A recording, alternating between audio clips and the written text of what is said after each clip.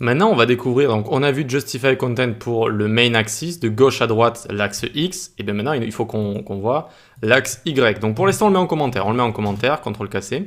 Vous noterez que lorsqu'il s'agit de bouger tous les éléments d'un coup, eh bien on va dans le container ici, d'accord? On écrit des propriétés dans le container. Et vous verrez qu'il existe aussi des propriétés pour les enfants, qu'on va utiliser un peu plus tard. Donc, pour l'axe Y, le cross-axis, c'est Align Items. Align Items, très bien.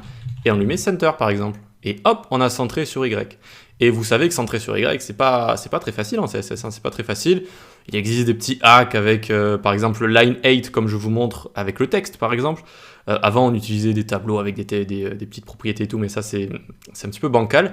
Ici, voilà, Display Flex, Align Item Center, et c'est parfaitement centré sur Y. Basta, c'est fini.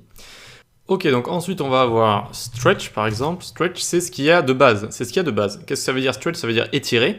Et si on ne met pas de hauteur, regardez ce que ça fait en fait de base. Ça prend toute la hauteur de notre container ici. Voilà, c'est vraiment le comportement de base, sauf si on met une hauteur définie comme ça. Et donc à ce moment-là, ça ne prend plus tout l'espace disponible de haut en bas. Ok. Ensuite, comme pour Justify Content, eh bien on a Flex End pour le mettre en bas donc sur l'axe des Y.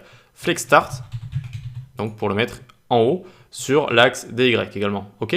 Donc Center, flex Start, Flex End, et Stretch, c'est le comportement par défaut, donc si vous ne mettez pas de hauteur, ça va prendre tout l'espace de haut en bas. Voilà pour Align Items.